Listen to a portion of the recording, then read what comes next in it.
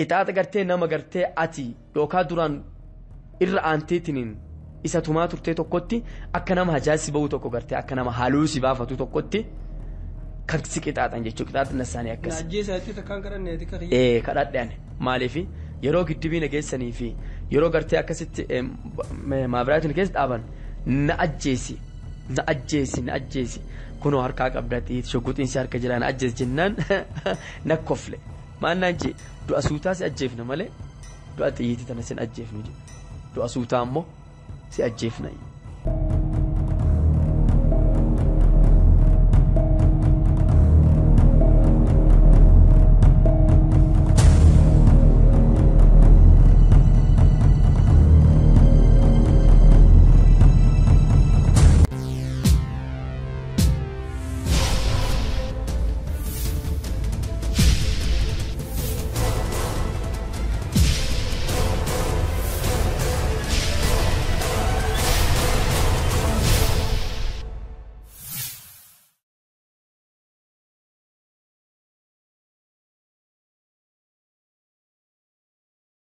دنيا في السلام عليكم ورحمة الله وبركاته وبلين كينيا ورين فيديو خنا داوتا جرتن وانا رانتن الرئيسيني دبچو ديمنو الرئيسيني هاسو ديمنو منا يادا منا هرار منا دنيا في آخرة جدو جرو خجرو في دو جدو نمجرو منا إسا خيس جراچو را وصو دنيا تن الرادي مني إرچ آلو منا سن الرئيسو ديمنا خان هيورن خيني در دبتني مني هدا qabrii nama jiruuti bakka adawiin teetti si gammaddu bakka fira keetii fi hiriyaa teetii fi adawii keetti iddaan baafattu ja'an san osoo mana hidhaa saniin ta'in ka keessa jiraachuurraa osoo duniyaarraa deemanii irra caalu sanirraa haasa'uu deemna.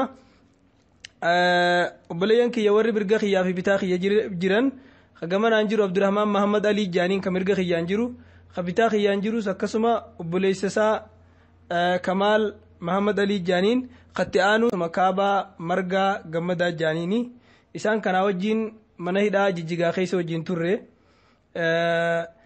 Wanni hidhamneef maali yoo jettan wanni biraa takkallee hin jirtu oromummaa qofaaf hidhamne akka fakkeenyaa yoo isinii kaasee gurbaa tokko maqaan isaa Obsaa Leencoo jaaniini maquma isaa kana jecha wacaalirraa qabame baatii jahatti murteessanii biyya sanitti sin murteessanii murtiin sirraa dhumtuu sin baatu waggaa lamachi keessa hidhaa jira. Namichi kun irra hedduu azaaba yookaan gidiraa adda addaa achi keessatti isa mudaterraa du'aa fi jiruu jidduu jira ammaan tana akkaataan inni itti jiru himinsaa ammaan tana ganaa nuti himuu deemnu keessattis ni gala. Mana hidhaa hoggaanjuu manni hidhaa hunda keessa rakkoon akka jirtu beekamaadha.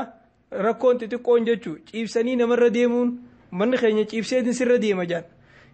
Ciibsanii kophee wataaddaraatiin mataarraa ilaa miilatti miilarraa ilaa mataan namarra deemuu sijaaraa nama dhaamsuu akkasumas qaruuraa warraa dhuganiin nama darbachuu waan akkanaa kana himuun deemu kuni wama mana hidhaa hunda keessa jiraachuun isaa beekamaati. Nyaataan nama qixaaxuu nyaata nama dhoorguu akkasumas qeementaa jaanii gamgamaa jaanii sa'a 7 sa'a 5 sa'a 6 halkanis guyyaas nama dhaabuu kan akkanaa kanaa miti kan inni himuu deemu. Jirkaana yookiin dhagaa gurguddaa kiiloon isaa ulfaatu namarra kaanii halkan guutuu nama dhaabaa buluu guyyaa lama fa'aa halkulama sa'a 24 sa'a 40 fi maaree nama dhaabuu kanaa miidhanii dubbachuu deemu. Akkasumas simintoorra nama ciibsanii simintoo qabbanootu roocuu qullaan nama ciibsanii bishaan namarra raphuu kanaa miti jechuudha. Kuni waan mana hidhaa san keessatti duraati guyyaa ol seenturraa haga guyyaa baatuutti akka jireenya akka uffataa akka dhugaatii akka nyaataa ta'e wajjin jiraattu jechuudha. Wanni xixiqqaan kun wanni nan himuu deemu silaa waan nama himsiisanii miti. Uummanni keenya Oromoo kijaan dhukkubni bakka uuraadhaa nama qabe qaanii fixatee jaan sani kan nan himuu deemu amma isinii haa galu qalbii malee ijji waan argitu namni argee akka nama dhagee namni dhagee akka nama argeetii miti. Namni dhageellee nama miidhaan kun irra gaheerraa ha dhagahee fi kanama biraarraa dhageelleen akka tokkoo miti. Mana hidhaa Habaanaa jaanii jira. Gobolkaa jaanii jira 04 jaanii jijjiga keessa jira qabalee 12 jaanii jira akkasumas jelka maal jaanii jelka hoose jaanii jira manni hidhaa guddaan biyya san keessaa jelka dhexe jaanii mana hidhaa waliigalaa jechuun akka karshallee yookiin hawziin akka jechuudha jechuudha.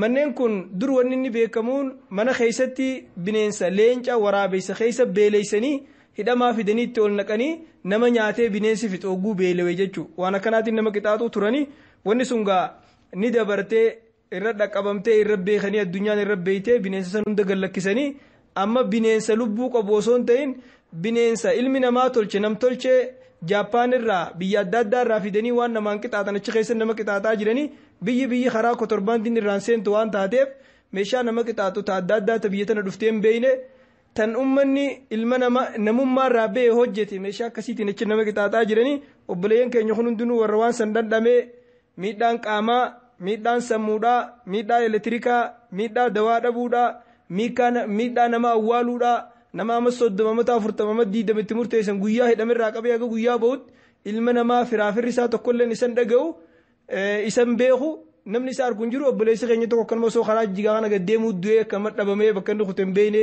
dhiiroo bahargama ba'e guyyuma tokko as baha ajaanii eegu jiran wanni si qixaaxaniif wanni si gidiraas irra geessaniif akka duutuuf gidiraan si ajjeesuuf nama hedduu achi keessatti du'ee obboleeyyan keenya isiniif himanii nama hedduutu achi keessa maraatee nama hedduu achi keessa laamshawee nama hedduutu achi keessatti miidhaan ijaa baqee ayaarraa bahee jechuudha maqoota isaanii tokko tokko isinii kaasuu ni dandeenya nama hedduudha achi keessa jira hidhaa mana jijjigaa keessa nama 2,000 olii jira amma obboleeyyan keenya kun nam 61 wajjiin bahanii obboleessi kiyya kammoo xarafa jiru sun kaabaan kophaasaa bee anilleen kophaasatiin bee isaan nam 61 wajjiin bahan namni 61 kun hundinuu nama hanga beekuu qabaa kan nama 100 beekuu jira kan 150 beekuu jira mana iddoonis bakka waan taateef isaan san hundinuu bakka jiranitti maqoota isaanii nama keessan kadhabdan irraa baruu ni dandeeysanii namni keenya gaa rakkoo kanaa tanarra jira wanni nama azaabaniif sadarkaa duraatti yaada waan isaan yaadan san si keessaa baasuudha tabiraa tarra guddoodha ammoo ajajamaniiti nama isaan ajajinan gaafatin waan ajajamaniifis nan gaafatin tuma qixaaxa azaba gidira adda addaa irra geessaa jechuma ajajumaa itti kenname ajajuma qofaaf dalagan kan biraa ogguusituman haasoyin isaanii adeemsi isaanii wanni fakkaatu hijaa fakkaata akka nama hijaabsitumuu jechuu nama guddaan beekan joolleen beekan dubartiin beekan joollee xiqqishoo muciyyoo takka caaltuu tajaaniin tan umriin sii waggaa 13 amata 14 irra murteessanii achi keessa jirti akkasuma ammas mucaa xiqqaa tokko umriin isaa amata 12 makiinaa liyu poolisii dhagaan darbate jaanii amal lamatti murteessanii keessa bira dhaabbatu guusan isa bira jiru Aadam Ahmad jaanii jaarsoodha ama 10 itti murteessanii waliin hidhan makiina darbatte jaanii wanni hidhamaniif waan akkanaati kanaaf gaa akka waliigalaatti seera addunyaa keessatti mootummaan gamtaa biyya 141 bara 1987 akka lakkoofsa Awurooppaatti walitti dhufanii miidhaalee akkanaa namarra geessu miidhaalee dhoorgaadha jechuu waan murteessan wanni kun waan seera keessattis dhoorgamaa ta'eef kana gaa wanni irraa dubbachuu jiru ummata nama guddaan beeyne ijoolleen beeyne dubartiin beeyne eenyu jaaniin gaashtaayyee taaddasee jaanii gaashtaayyee taaddasee waaree jaanii nama umriin isaa ama 80 waggaa 7tti murteessanii achi keessa jira kan akkanaati ummanni keenya gaa warra achi keessa maraatee jira achi keessa laamshee jira achi keessa baqee jira achi keessa kan sarqabee jira kayfajjeesee jira kayfajjeesuu yaalee qabamee jira kanaafuu mee miidhaa akkanaa jira osoon dura miidhaa kanatti hin seenne obboleessa kiyya kana cinaa jiru Abdurrahmaan Mahammad Ali Khajaaniin yeroo federaalli gubbaarraa Finfinnee irraa gad dhufe yookaan uyyumaarraa itti warri jaansun dhufe akkam isin godhan bismillah yeroo ummanni gartee federaalaa yookaan mootummaan Somaalee guutumaan guututti inni wanti inni dalaguu danda'u maali human right yookaan Amnesty International takka ummanni federaalaa hin dhufaara yoo arge nu dhossuu eegalan jechuu nama gartee tokkollee hin garsiisan mooraa san jarri yeroo dhufes ol hin seenu ammas gartee alatti roobaa fi aduudhaan nu qixaaxaa mana gartee akka hin bulle gartee firaasha tottolchaniitiin hin laala kanatti manidha akkanaatti jira haa jedhaniif isaan yoo dhufan sobaan gartee kijibaan mootummaan Somaalee kan waan akkanaa kana gartee hojjetu jechuudha namoota waa haasawa jedhaniitiin achi keessatti gartee hubatan inuu hin garsiisan abad hin garsiisan nutan gaidhamne human rights illee dhufeetiin gartee hin garre nu bira seenee waan garre jechuudha yeroo tokko qofa garre yeroon sun yeroo gartee akkuma obboleessi keenya gartee Ustaad Jamaal ibsu kana killilii bakka jedhamtu yookaan 04tti yeroo jiru san dhufan suni hidhaa miti jechuun dandeenya sun yeroo jechuun bakka itti boqotan malee bakki guddoon gartee hidhaan jabduun hidhaa gartee amma waliigala yookaan biyyoolessaa gartee kan Somaalee san jechuudha. Jeel kadhahee ka amma jedhanii. Maqaan duraanii maal ture? Jeel ogaadeen jedhama duraan jalqaba jeel ogaadeen jedhama san amma ammoo jeel ogaadeen hin jedhamu jeel kadhahee yookaan afaan Somaaliitiin jeel kadhahee jedhanii yaamanii afaan keenyaan ammoo hidhaa yookaan waliigalaati.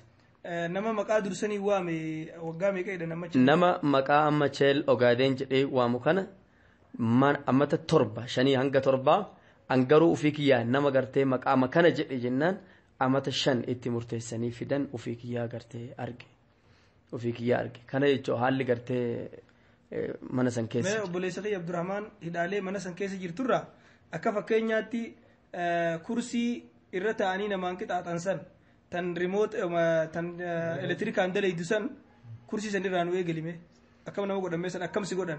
San an waan ufii kiyyaa na qunnamee garuu wanti kun kursii gartee akka amma rifeensa itti muratan tana gartee fakkaatti isa sanirra ol si baasanii harka kan kee kana lamaan gartee si hidhan miila kan keetis gartee gateenaaf silsilaataan itti hidhan addaan si harkisanii itti si hidhan san booda sookeetti yookaan gartee fiishi itti kaan kursiin tulala akkasi filtireetarra taatee si gootee akka marwaa siin naannoftee ati yeroo san gartee fincaanii fi haphisaa fi gartee hattaa kan ofirratti gartee udaanis kan gartee ofirra gadhiisu nama of wallaachifte jechuudha of wallaachisee eega lubbuun keessa bahu geette sookeetta irraa buqqisaa san booda dhaabsisan jechuudha wanti kursiisanii waan gartee akkasiisan. Sun ati immas immoo mudatee jechuufi mataa kee. Kun waan mataa kiyyaa ofii kiyyaa gartee dhiibbaa yeroo san gartee rakkin yeroo san irraa nat dhufe hanga ammaa gartee sammuun kiyya gartee yookaan waan sayyoo yaadadhu takka ammoo sammuun kun na wereere jechuudha halkan illee yeroo takka baraaru geetiin gartee yookaan eebchuu keessa manaamaan akka waan na jiru tokkotti lafaa ka'eetiin gartee hirriba keessaa kan ka'u tokko qaba jechuudha yeroo sanirra.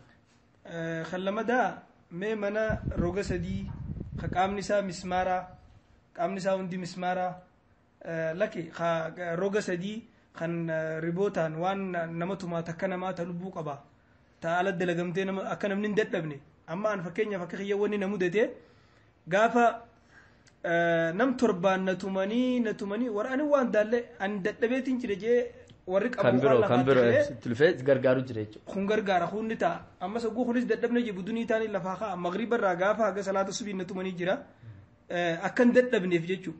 Namni gaa ilmi namaa ni dadhaba osoo nama tumu osoo katuman hin dadhabne kan nama tumu dadhaba mee sanirraa nuumi waan nama tumaasan waan tolchisan. Dhugaadha jarri maal tolchaniidhaan amma gartee waan riibootii yookaan waan ashangulliitii jedhamee waamamu kana gartee nama fakkaata haalli isaa akkuma namaati jechuudha. Sarara sadi mana xiqqashaa tokko ol seensanii manni kun gartee akka sadii hulaa isaatiif bakkuma dhaabbattu qofa hulaa yeroo asitti cufan bakka kana namichis dha'u kana malee bakki akkana jettus jalaa baatus hin jiru jechuudha. Mirgaa bitas jechuu hin dandeettu.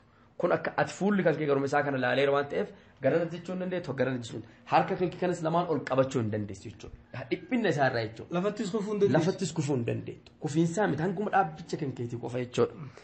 Kanaaf inni maal jennaan yeroo san wanti sun akkuma danda'een harka sin qaba miila sin qaba si dhawa jechuudha. Teestaan si dhawa ciqireen anamma sanillee sun kunis waan ofii kiyyaa seen gartee yeroo san ati akkana jechuu hin dandeettu akkana yoo jette as bakkuma arge jalaanis teestaan miilaan gartee miilaanis si dhaa bakkuma hunda yeroo si dhawee si qaama kan ati khalaas si godhee je hulaa si dura yeroo bananii jaan yeroo san ni kufte jechuudha. Dhaabbatumaan akkuma jirtu saniin yeroo inni hulaa akkana dhufee poolisiin si jalaa banu ni kufte jechuudha. Inni immoo yeroo san sirraa dhaabsisuuf ta'u maal godhare fi achumatti sookeetta irraa buqqiseetiin sirraa bana hin kufte jechuudha yeroo san gartee waan akkanaatu gartee jira jechuudha. Mee kuni waan namarra dalagamu guutee wanni namaan sodaachisan tan namaan sodaachisan fidanii maal faadha?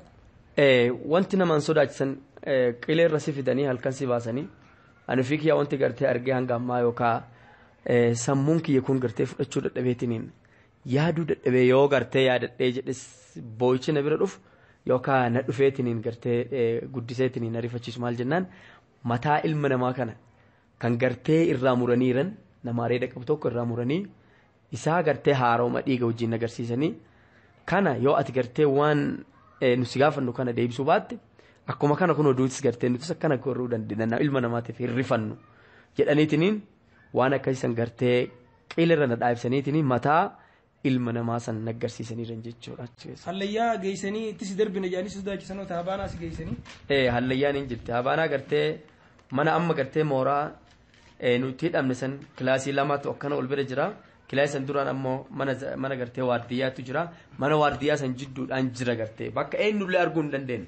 Bakka amma yookaan human right dhiisiti uummanni gurguddaan yeroo dhufillee arguu hin dandeenye achis boolla jira nama gartee hubachuu hin dandeenye jechuudha. Achirras fideetiin hallayyaa kana gartee. Aadamu dhisiidhee ittiin si darbu. Itti si hidhaniiti harka duuba si hidhee baasee itti si darbinamoo akka itti si qabeetin itti si darbinamoo hin amanta waan nu si gaafannu kana gartee hin dubbatta akka jeetini si gaafatu gartee hin jira sunis gartee habaanaa keessa kan jiru. Mee gosa qixaaxaa tokko jira qaruuraa irraa dhugan kana ammaan waan na mudate qaruuraan nama tumuu fi jimaadhaan muka jimaatiin nama diruu fi shuguxii gama qabatan kana qabatanii qara mataasii kanaan cinaacha keessa nama dhowuu fi mataa keessa nama dhowuu kana kuni wanti xiqqishoo sijaaraa nama dhaamsuun faan jechuun mee fakkeenyaaf akka fakkeenyaatti ati wanni guddoon si mudate yookaan nama biraa irratti agartee waa'ee qaruuraa tolchanii bakka isiin keessa teessi tolchanii samii keessa nama kuchisiisanii irra nama kuffisan sunirraa mee nuu himi.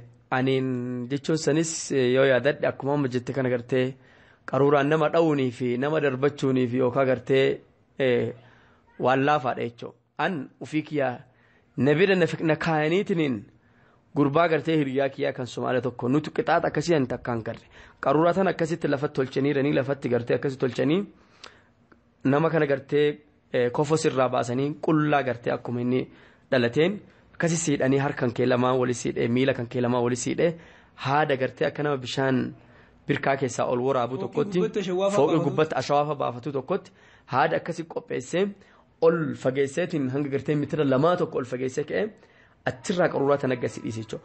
Qaruuraan tun waan akka gartee ammas qaruuraa akka qaama isaa kana seenuudhaaf yookaan qaama saalaa isaa kana seenuudhaaf laaftu waan akka giraasorii yookaan waan akka zayita tokko dibaniira jechuudha. Dibanii laafi akka waan akka fakkeenya laafisaa kanatti. Kana ani jakiyyaa afutti gartee gurbaa kana akkas jiru itti gadhiisan jechuudha. Yeroo itti gadhiisan hanguma jirtu itti seentii namni sun garuu gizee tokko akkas goonaan booda fincaan isaas qabachuu hin danda'u udaan isaas gartee qabachuu hin danda'u jechuudha. Qixaaxni gartee mana hidhaa Somaalee san keessa jiru kana fakkaata kan kana caalus jiraachuun hin mala jechuudha. Mee waan biraa taasi mudate taati mataa keessi mudate keessa akkaan si dhageemtu ta'a ammallee inni irraanfatin xixiqqoo dhiisi xixiqqoo nu hundarraa dabartee jirti keessaa mee wanni irratti dabaltee yoo jiraatte. Anamma waan na mudate keessaa akkasitti gartee dhaabbichaa fi ka dhaabbichaas ni jirti dhaabbichaa ta'uu lafa amma kana mudate gartee ka'an dagachuu dadhabee yookaan kan mana mismaaraa xiqqasaa san gartee seensaniitiin sa'a 24f akkanaaf akkana socho'uu hin dandeessu yoo akkana jette mismaaratti waraana gubbaan kee ol ka'uu hin dandeessu akkanas cinaachas deebisuu hin dandeessu akkan deebuu hin dandeettu akkasi qixaaxa keessan gidaarri hundi mismaara akka gartee mismaara san isaa fi an kana mudatee jee gartee kan kursiisan kan ammas dagachuu hin dandeenye kan bishaan keessa gartee hanga amma yookaan yaadadhu maal jennaan birkaa xiqqashaa tokko jira birkaa kana keessa si kaaniitiin gartee si fidee mataa kan kee itti gassi qabee poolisiin lama sirra dhaabbateetiin akkasi gartee bishaan gassi qaba bishaan gizee gassi qabe kun dhufeetiniin sookkeetta jechuun achitti kaa'ee haada maabiraatii kana keessa kaa'aa jechuudha. Bishaan keessa yeroo san ati qaamni kan kee kun gartee hanga lubbuun si keessaa bahuuf daqiiqama takka yookaan rabbumatu abbamarra namni akkasi du'es jira warri amma onneen isaa gartee warri gurguddaan kun akkasi dhaabbattee sodaadhaan sa'aatiin du'us ni jira jechuudha.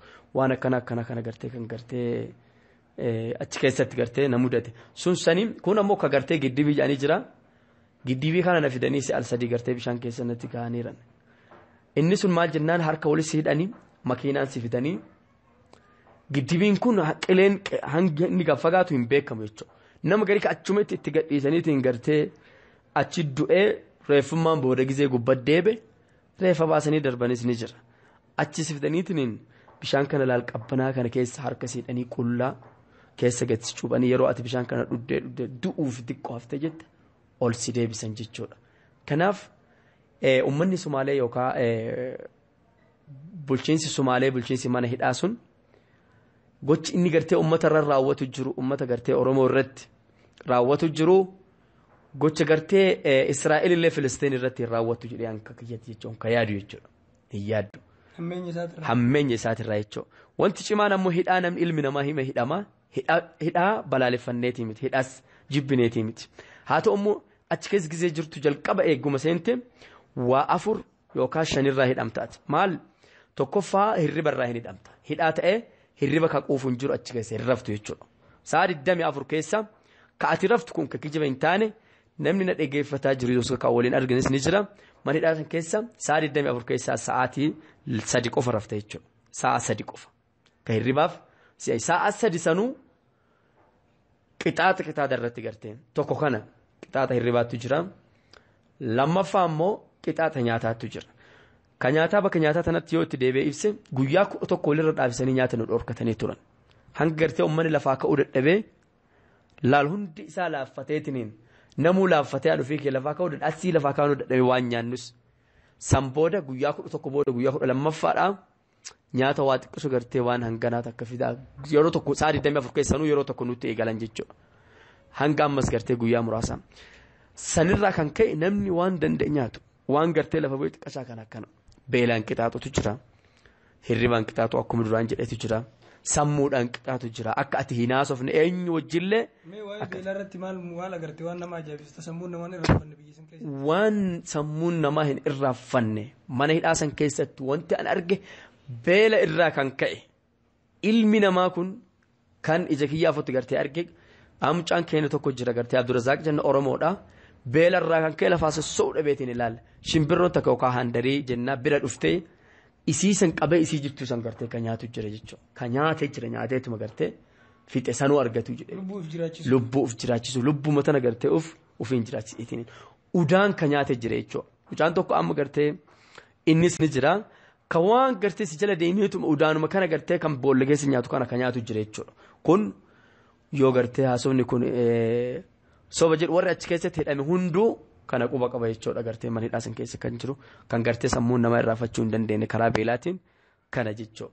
Karaa gartee sammuudhaatiinis akka waliin hin haasofne nama kana gartee akka walitti hin dhiyaanne godhaniitiin hiriyyaan kan kee akka gartee warri kan kee eegasin murtaa'een booda warri kan kee akkas hin argine yeroo amma huyyuumaan raayitiin dhufa jedhanii takkaamoo federaala larran hin dhufa jedhan yoo isin gaafatan warri keenya nu bira dhufa jedhaa sabtiidhaaf alada nu bira dhufanii nu bira oolan jedhaa himaa jedhanii nu dirqaa turan jechuudha. Nyaatas maan nu jedhan nyaata yoo argate nyaata yeroo 3 arganna jedhaa torbaanitti gaala nu qalan jedhaa baatii keessatti yeroo 3 yeroo 4 gaala nyaanna foon gaalaa nyaanna jedhaati kana dubbadhaa anitiniin gartee ummata hidhamaa achi keessatti hiraarsan jechuudha.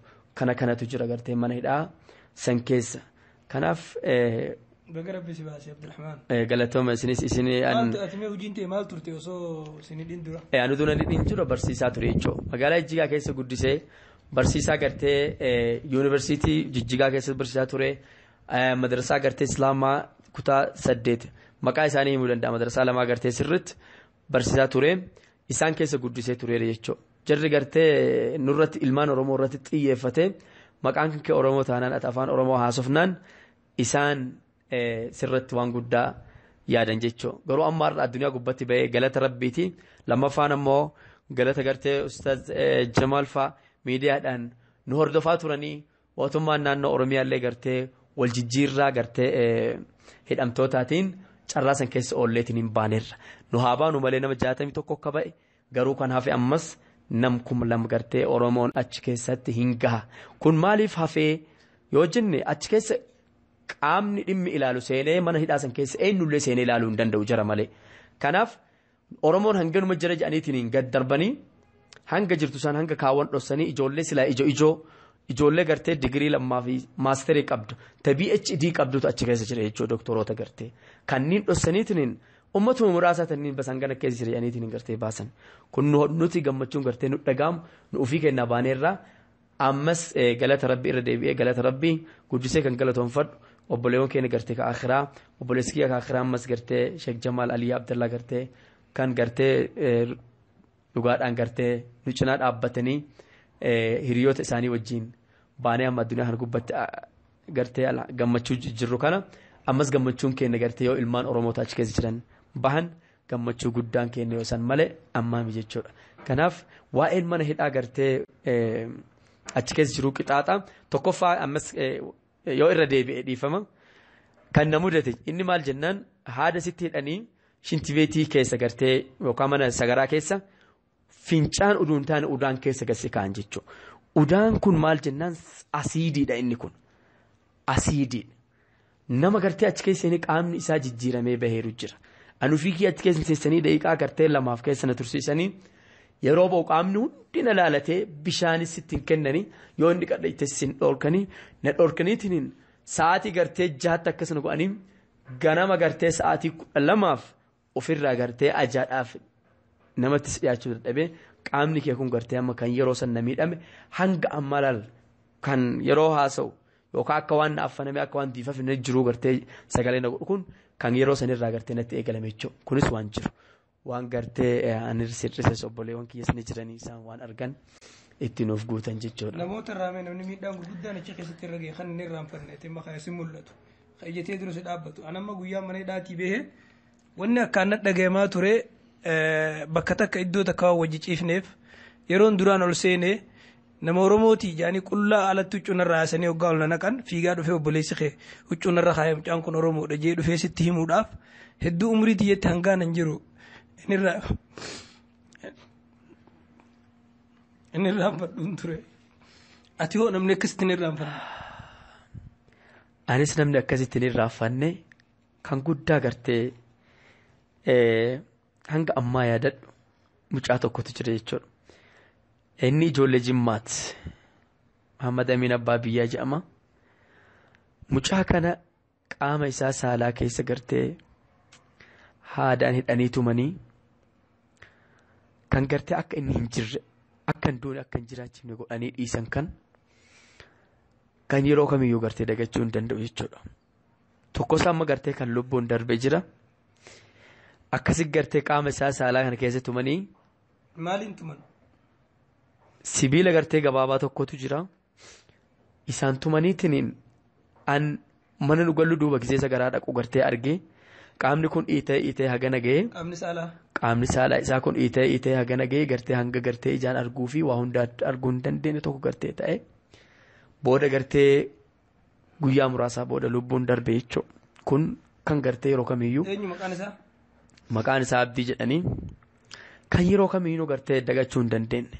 Ammas tokko ammoo kana wajjin giddibii geessanii gartee bakka amma giddibii jaan san geessanii ati aabaa'oodhaa amanii jennaaniin an aabaa'oo miti Oromoodha malee jedhee osoo inni falmatu giddibii irraa haada gartee harkatti hidhanii lafarraa harkisanii fidanii yeroo mana hidhaa fidanii jedhan nutti as darbanii daqiiqaa 30 booda innis gartee lubbuu isaatiin dabree jechuudha.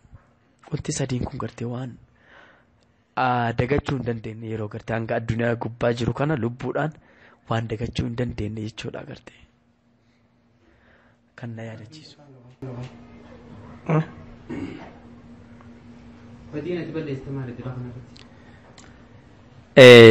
Waraana keessaa si qabamu maali wanni qixaata dura kana qixaatan? An akkuma duraan ibse waraana sin seenne an barsiisaadha. Amma hawaasni jijjigaa guututti dhugaa na beeka jechuu danda'a. Maaliif TV isaanii irrattis yeroo gargarii gartee proogiraama dabarsaa ture.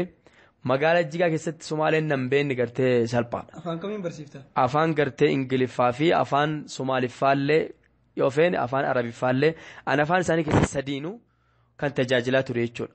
Na beekan jechuu isaan gartee sirritti. Keessattuu hawaasni gartee ganda duwwaa jahaatiif ganda gartee duwwaa ganda 18 sirritti na beekuu danda'an. Eenyuun akka ta'e maal akka hojjetaa ture. Takkaallee hin hidhanne aabaa'os gartee maqaa Oromummaatiif naa kennan malee waraana keessaa isin hin qabne kan na qabanis gartee battalumatti gartee anumaa deemu jiru hargeysa deemu jiru paaspoortii kiyyaan gartee paaspoortii qaba. Paaspoortii kiyya gartee fiizaa kiyya qopheeffadhee waraqaa gartee Somaalilaandii seenaa deebi'uun qaba.